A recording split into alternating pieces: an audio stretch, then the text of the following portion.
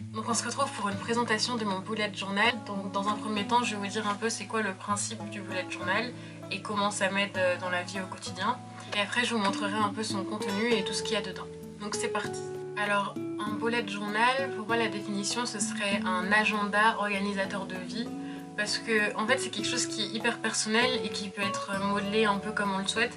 Donc si on a plus envie que ce soit quelque chose de très strict et que ce soit qu'un agenda, ça le sera. Mais ça peut être beaucoup plus. Donc oui, en fait je pense que ce serait un mix entre un journal intime et un agenda, mais super poussé. En fait moi je trouve ça hyper utile parce que dans la vie en fait j'étais hyper stressée avant d'avoir un bullet journal parce que j'avais plein de choses à faire mais je les répertoriais nulle part ou alors dans des endroits différents. Donc il y avait les devoirs dans un agenda, ensuite il y avait d'autres trucs dans les listes sur mon téléphone. Et enfin je mettais ça partout, je mettais ça, des fois j'écrivais des listes juste en papier que je laissais traîner dans ma chambre. Et en fait tout était un peu éparpillé et du coup mes pensées étaient aussi éparpillées. Et j'arrivais pas à me concentrer sur les tâches que j'avais à faire parce que je me retrouvais pas. Et c'était vraiment genre ça m'angoissait de fou parce que j'avais pas d'organisation en fait. Et moi je travaille vraiment bien quand je suis organisée. Donc le principe est assez simple, c'est un peu un fourre-tout, donc il y a de tout.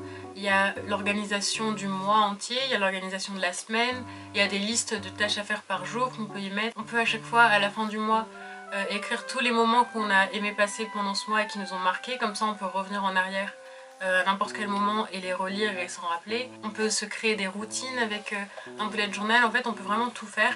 Et c'est ce que je trouve hyper intéressant parce que du coup je suis plus du tout éparpillée. Maintenant il y a toute ma tête en gros qui est juste réunie dans ce cahier. Bon, du coup je vais directement commencer à vous montrer parce que ça peut paraître assez flou comment je le décris. Du coup on va tout de suite passer au flip through. Alors voici mon bullet journal. La première chose qu'on voit quand on l'ouvre c'est l'index que j'ai pas rempli depuis très longtemps parce que je me suis arrêtée à la page 18, mais c'est pas grave. En fait c'est là où on va répertorier toutes les pages et tous les spreads qui sont réunis dans le bullet journal pour pouvoir se repérer. Donc si j'ai envie de trouver mes objectifs de 2018, je regarde et c'est à la page 3. Page 3, mes buts de 2018. Ensuite il y a les clés. En gros les clés c'est pour pouvoir se repérer, savoir quelle tâche il reste à faire, quelle tâche on a complétée, quelle tâche est reportée un autre jour, quelle tâche est annulée, etc. Ensuite ici à gauche j'ai mon planning pour les prochains mois jusqu'à septembre, donc en fait il va falloir que je le refasse bientôt.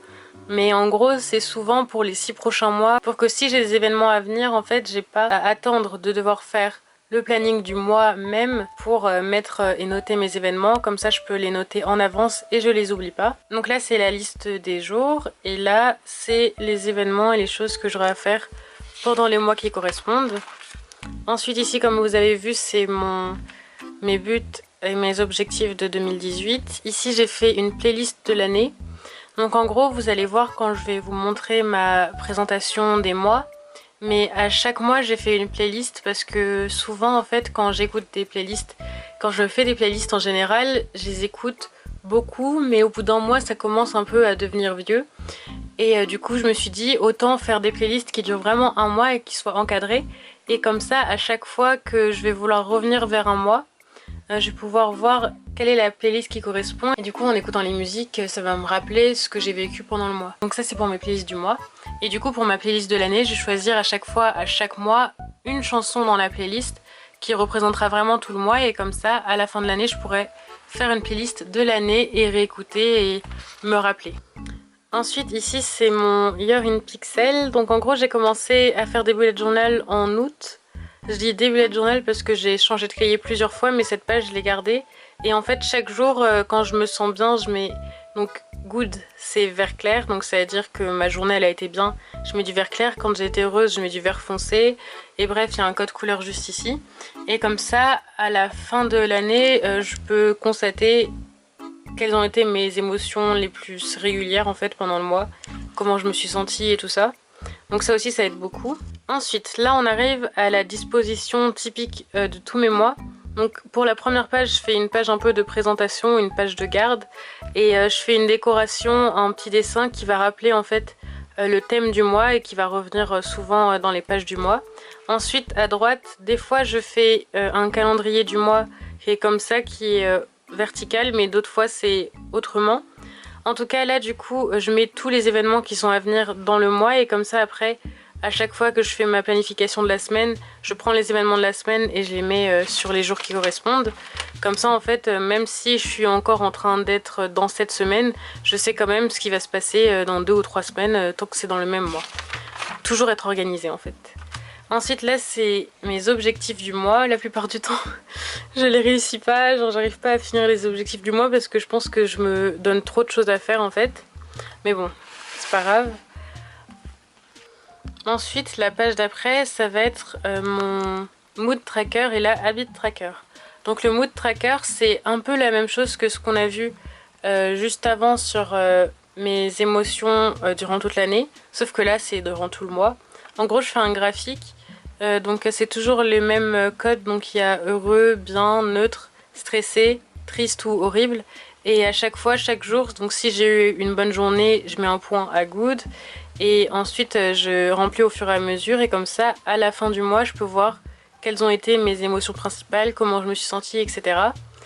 Et là du coup c'est toutes les habitudes que je dois faire quotidiennement et qui vont pas changer. Du coup j'ai pas besoin de les mettre dans des listes de tâches à faire pour la semaine ou pour le mois. Je fais juste un truc qui change pas et je peux cocher donc chaque jour si j'ai fait telle chose ou pas.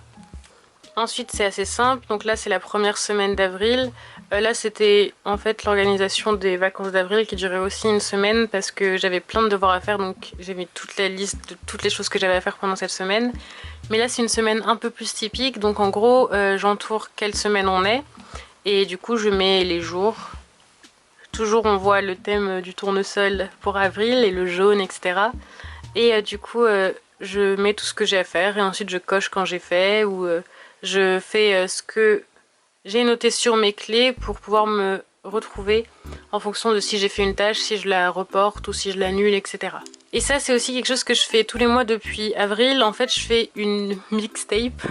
En gros je fais ma playlist du mois d'avril comme je vous en ai parlé plus tôt. Et comme ça après plusieurs mois plus tard je peux revenir et écouter les musiques qui sont dans ma playlist et du coup me rappeler de ce que j'ai ressenti à ce moment-là pendant le mois d'avril. Ensuite comme j'ai dit un bullet journal ça peut vraiment être n'importe quoi et du coup tant qu'on répertorie les numéros et qu'on les met après sur l'index on peut se retrouver. Donc là j'ai fait une summer bucket list en avril parce que j'étais vraiment pressée et du coup là c'est tous les trucs que je vais devoir cocher ou pas à la fin de l'été et que je vais essayer de faire. Ensuite encore une fois c'est vraiment pour être organisée mais dans n'importe quel aspect de ma vie. Là je fais une liste de films et de séries que j'ai regardées ou que j'ai envie de regarder. Donc la plupart là le point il est noir donc ça veut dire qu'il est rempli donc que j'ai vu.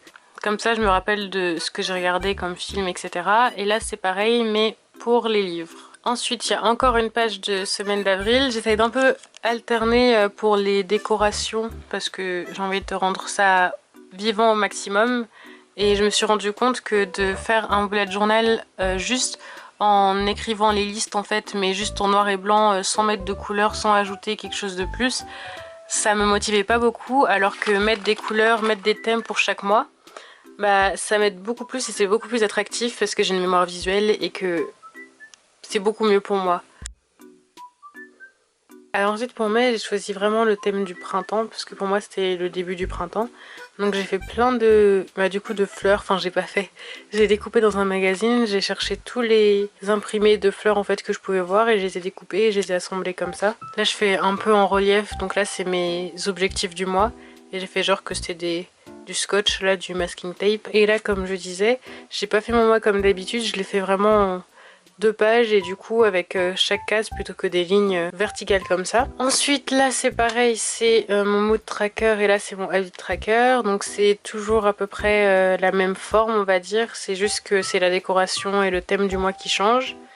Ensuite j'ai continué avec les imprimés floraux mais j'ai aussi un peu dessiné. Ça c'est au mois de juin et je suis trop fière parce que à ça je me suis inspirée d'un truc Pinterest et j'aime trop en fait les couleurs et tout ce que j'ai fait avec. Ensuite là j'ai décidé de coller des petits dessins de fruits. Donc voilà, après ça vous connaissez, ça c'est habit tracker, ça c'est mood tracker, ça c'est mes objectifs du mois juste ici. Ensuite j'ai ma playlist que j'aime trop aussi parce que j'ai fait tout ça à l'aquarelle là, le dégradé orange. Et ensuite à la fin de chaque mois j'ai commencé à faire des highlights, enfin les highlights du mois. Et du coup j'écris tout ce qui m'a marqué pendant le mois et que j'ai aimé, comme ça après je peux revenir Et ça c'est ma dernière semaine de juin. Ensuite on arrive au mois de juillet où j'ai fait un tout nouveau thème. Donc pour moi c'est la glace et tout parce que il fait chaud.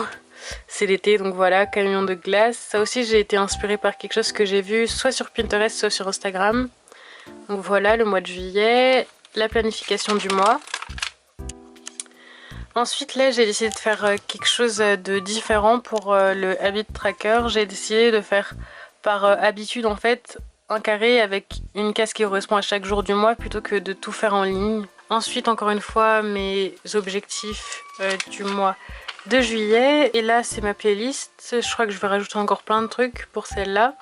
Là c'est les highlights, c'est même pas la fin du mois mais j'en ai déjà beaucoup. Et voilà, ça c'est cette semaine. Et là j'ai mis le drapeau bleu blanc rouge parce que juste avant cette semaine, enfin dimanche, on a gagné la Coupe du Monde. Donc voilà pour l'entièreté de mon bullet journal, même si j'ai vraiment commencé il y a un an et que là on a vu que depuis avril. Mais c'est parce que j'ai changé plein de fois et ça c'est mon dernier parce que j'en ai déjà 2 ou 3 que j'ai commencé, pas forcément fini mais du coup qui sont pas mal remplis. Donc si vous voulez que je fasse un flip through de mes autres bullet journal, dites-le moi. Du coup je laisserai un lien dans la description d'une vidéo qui vous montre vraiment comment commencer un bullet journal point par point, parce que là c'est pas vraiment ce que j'ai fait, j'ai juste présenté le mien. Et du coup dites-le aussi en commentaire si vous voulez que je fasse une autre vidéo comme ça. Donc soit un setup du mois donc qui arrive, donc soit un setup du mois d'août ou de septembre ou autre, soit un flip through de mes anciens bullet journal que j'ai utilisés et que je garde mais qui me sont plus trop de grande utilité maintenant parce que j'ai évolué vers celui-là. Donc dites-le moi et sur ce, à la prochaine.